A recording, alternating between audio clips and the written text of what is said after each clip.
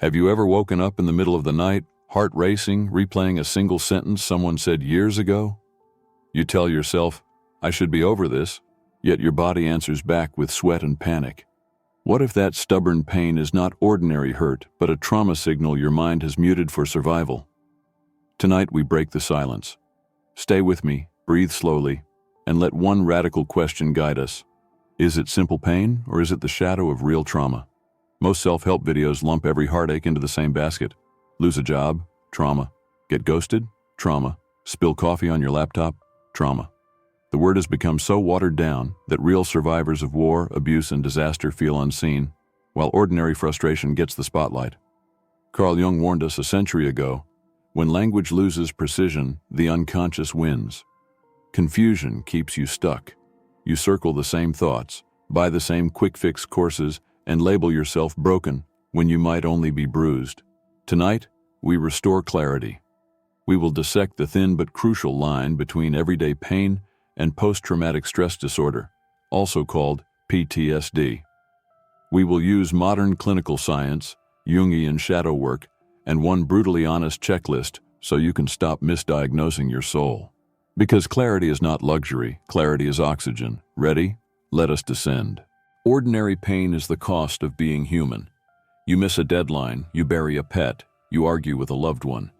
Your nervous system reacts: tears, anger, fatigue. Then, with time, support, and healthy expression, the wound scabs over.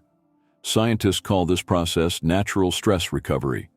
It follows 3 predictable phases. Phase 1, alarm.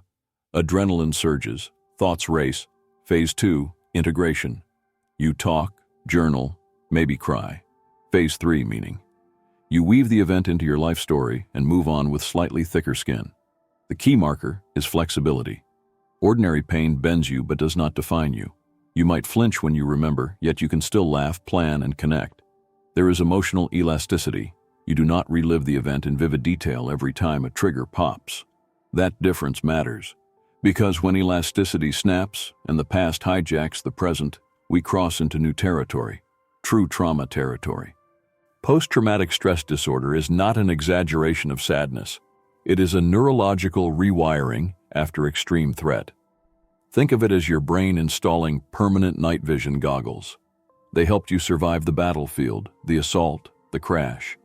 Afterward, those goggles never turn off. The Diagnostic and Statistical Manual, 5th edition, lists 4 symptom clusters. 1. Intrusions. Flashbacks, nightmares, involuntary images that feel more real than the room you stand in. 2. Avoidance. You steer clear of smells, songs, or streets linked to the event, even when it shrinks your life to a single safe corner. 3. Negative mood and beliefs. Chronic guilt, shame, or numbing. No joy, only gray. 4. Hyperarousal. Startle reflex like thunder, insomnia. Muscles clenched as if war could restart any second. For diagnosis, these patterns must last longer than 1 month and impair daily function. That time marker separates acute stress from chronic trauma. Understanding this frame protects you from 2 dangers: dismissing real trauma as weakness or baptizing normal sorrow as a lifelong disorder. Labels matter because treatment paths diverge sharply. Cognitive processing therapy treats trauma. A weekend hike might heal a breakup. Wrong map, lost traveler. Carl Jung did not treat trauma with pills, he illuminated its shadow. He argued that unprocessed terror sinks into the unconscious, then projects onto the outer world. You are cheated by one partner, and suddenly every partner feels suspicious. That is not intuition, it is a shadow cast. Here's the twist. Ordinary pain can morph into shadow trauma if you refuse to feel it. Repression is gasoline on a small fire. The mind buries the hurt, yet the body keeps the score. Years later, a harmless joke stabs like betrayal, because the old wound borrows the new scene to scream for attention. This is why clarity is sacred. By naming true trauma, we respect its gravity. By naming simple hurt, we prevent needless shadows. Jung said, one does not become enlightened by imagining figures of light, but by making the darkness conscious. Tonight, we make darkness conscious through a tool I call the quadrant of 4 signs. But first, a warning. Self-diagnosis is a starting gate, not a finish line. Severe symptoms demand professional guidance. The following checklist is designed to spark reflection, not replace therapy. Take a slow inhale, close your eyes if it feels safe, and score each sign from 0 to 5, where 0 means never and 5 means daily. Sign 1, re-experiencing.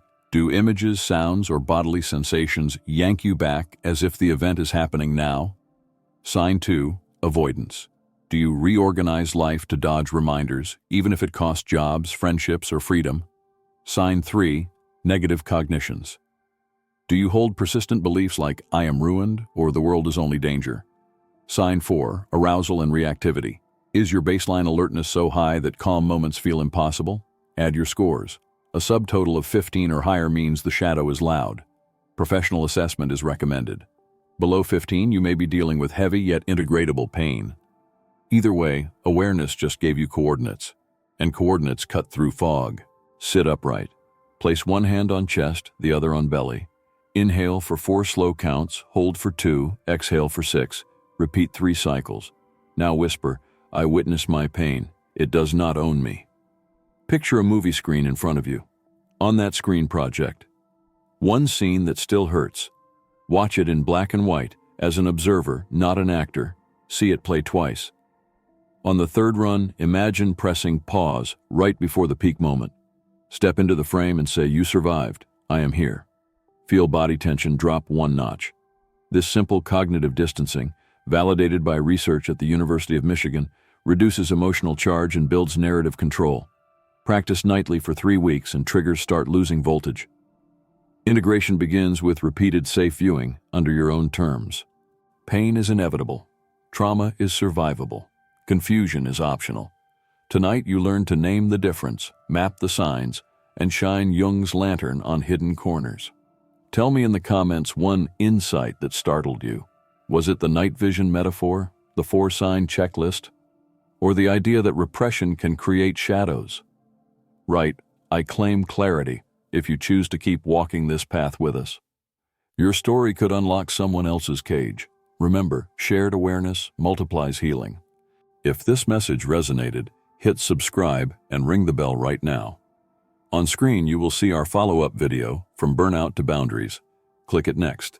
3 more minutes could save you 3 more years of silent struggle. I will meet you there. Stay aware, stay free.